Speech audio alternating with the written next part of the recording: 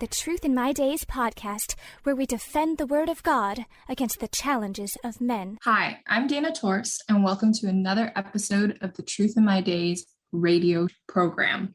Today, I'm here with John Torst and Jason Chan as they discuss the important topic of creation and evolution.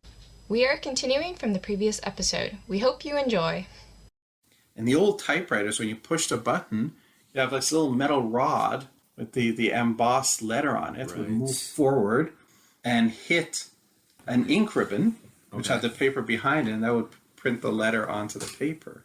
Mm-hmm. And they found that when your typing speed reached a certain level, you'd have problems because you push a key and this arm goes there, and you push the next key and the next arm goes there, and they hit each other coming back. And they hit the third one. And they end up all jamming up. So if you made it too efficient, it would become not efficient. Because you could type faster and faster and faster, but suddenly nothing would get done because these bars would all jam together and get stuck. You'd have to reach forward, pull them back. I remember doing that actually because I did use typewriter when I was little. Wow. And this would happen frequently. So in this case, you look at it and you think the design is unintelligent. We could have done it better. And you don't realize that in point of fact, if we used your design, which you think is better, it would actually be a lot worse. So that's what we're going to do is look at these claims of unintelligent design and see, is the design really unintelligent? Or is there more to it that these evolutionists don't understand? Whose design is really better, theirs or God's? So let's go through these couple of examples in detail and look at the charges made against them and why, in fact, those charges are bogus. We did mention the eye, that the rods and cones seem to be wired in backwards, that they're away from the front of the eye where the light comes in, and the neurons, the little nerves, the so-called wires, are coming out from the back end of the photocells and therefore in between the front of the eye, the incoming light, and the rods and cones. One critic puts it this way. The wire, which he's talking about the nerves, the wire has to travel over the surface of the retina to a point where it dives through a hole in the retina, the so-called blind spot, to join the optic nerve. This means that the light, instead of being granted an unrestricted passage to the photocells, has to pass through a forest of connecting wires, presumably suffering at least some attenuation and distortion. Actually, probably not much, but still, it is the principle of the thing that would offend any tidy-minded engineer. I don't know the exact explanation for this strange state of affairs. The relevant period of evolution is so long ago. Well, Jason, I assume you are a tidy-minded engineer. Sure. Having just received your master's, having just had your dissertation accepted without any requirement for changes. I understand first time that's happened in the memory of your supervisor. So here you go. So you're a tidy-minded engineer. What would you say in response to this? I mean, there has to be some explanation for why these nerves are oriented the way they are. Even though he might not know, I'm guessing that there's still some reason for it, possibly. Yeah, that's a good point. The fact that we don't understand why doesn't mean there's no explanation. As an old saying goes, just because you don't understand what a man is doing doesn't mean he's confused. So let's look in more detail at the eye and point out once again the idea that something that is of suboptimal design, but of great detailed design, could possibly come about by evolution. We've already shown that that's scientifically impossible. So let's take a look at the eye. And again, indeed, the rods and cones are towards the back, away from the pupil and the lens where the light comes in. And the ganglion cells, the nerve cells, are indeed in front and have to go through this blind spot. Does that mean the eye is wired backwards? Well, it really doesn't. If you understand how the eye functions and the anatomy of the eye. This supposed better design where the nerves would go to the back can't be done because there's something already at the back occupying that space. It's something called the choroid layer. And what is the choroid layer? It provides the rich blood supply needed for the very metabolically active retinal pigment epithelium, the RPE, which is necessary to regenerate the photoreceptors and to absorb excess heat from the light. So therefore, the photoreceptors have to go to the back so that they can be in contact with this layer. And if they have to go to the back, then the nerves must go in the front. Mm-hmm.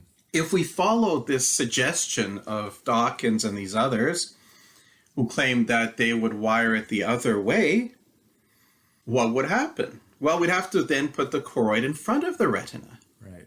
But it's opaque because of all the red blood cells.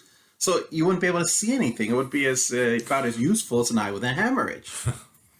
That would be one option. The other option, then, if you want to put them forward, just don't have a choroid layer, and then the photoreceptors are not in contact with the RPE.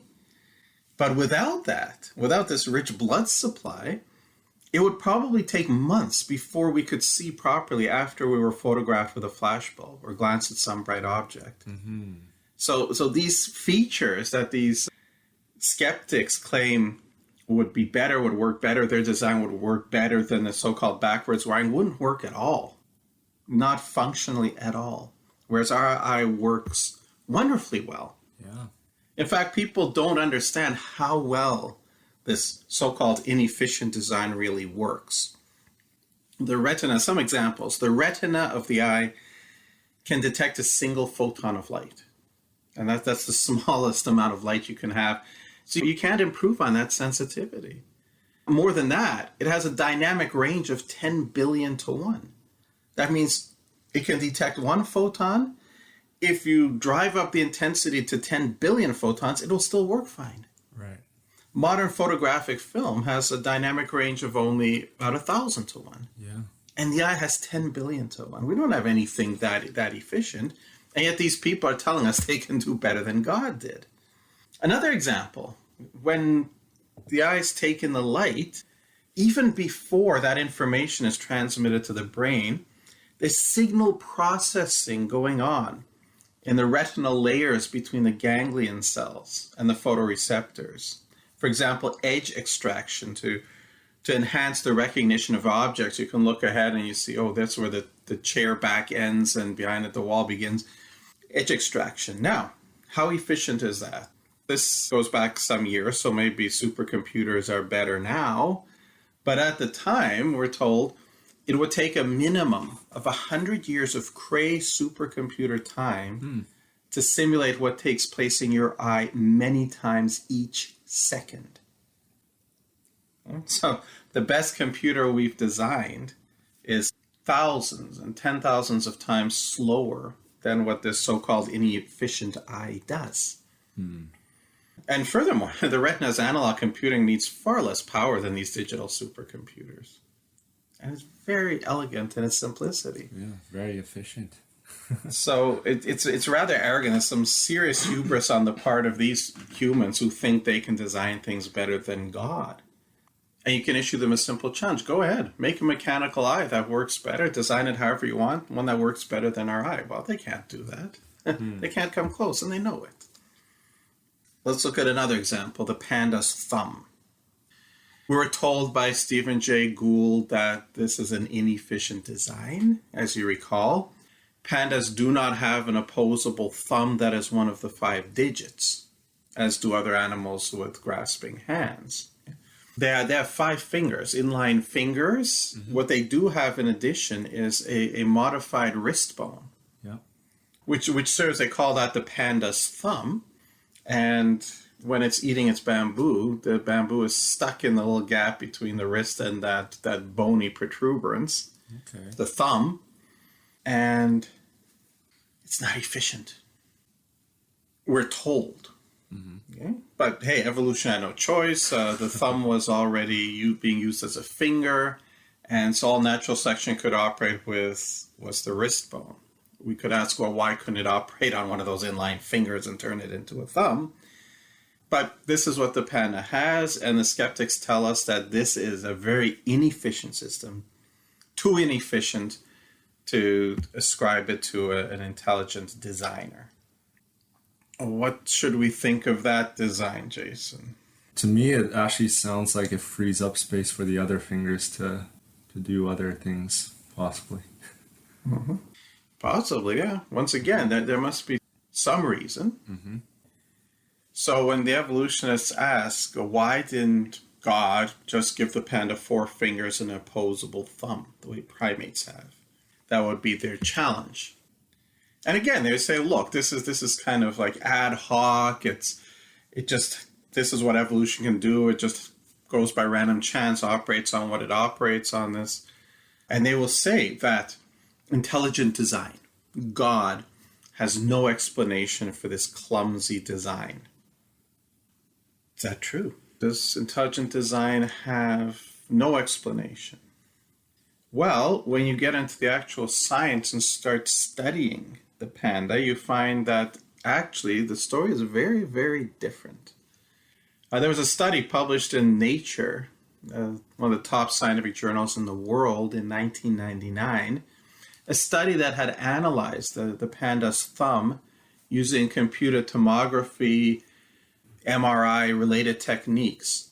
And they found that this panda's thumb actually is one of the most extraordinary manipulation systems in the world.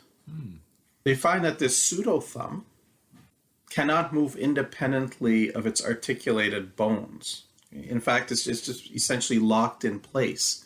So it's part of a functional unit of manipulation along with the rest of the bones. Why is this significant? Why is this important? Well, they say that the evolutionists say this is a bad design, that an opposable thumb would be better. And what this study found is that, no, it wouldn't be at all. For what the panda is doing, this is a wonderful grasping mechanism. Okay? Why? Because a panda actually spends most of its waking hours eating. Yep. Collects bamboo leaves, strips the leaves from the stalks, and eats. And it spends most of its waking hours doing that. If the panda were using an opposable thumb to do it, opposable thumbs are not designed for continuous grasping, it would probably end up with a very bad case of carpal tunnel syndrome. On the other hand, this so-called pseudo-thumb, the panda's thumb, being directly bound to the metacarpals is actually a very, very, very much stronger design for continuous use. For what the panda actually does with it, this kind of design is much better. So when the skeptic asks, if there's an intelligent designer, why didn't he just give the panda 4 fingers and an opposable thumb? 2 reasons. One, it would not have worked nearly as well. And second, the poor panda would probably have ended up with permanent carpal tunnel syndrome. So once again, here's the evolutionist thinking he knows better than God, and lo and behold, he does not. Thank you, everyone, for listening today. Unfortunately, we have run out of time, but please join us for the next part, same time and same place. If you enjoy our content and think this is important material, the best compliment you can pay is by sharing this with your friends and family. This helps us out a lot. Also, if you enjoyed today's program, please like, comment, share, and subscribe to this podcast. We would love to hear from you. Thank you for listening to the Truth in My Days podcast with John Torse. We would love to hear from you. Please feel free to share any questions or comments you may have. You can reach us on Facebook, Instagram, MeWe, and YouTube. Simply search Truth in My Days as one word. Again, Truth in My Days as one word, no spaces in between. And you can connect with us. You may also visit our website for more comprehensive material and to learn more about our ministry. Our website is truthinmydays.com. Thank you.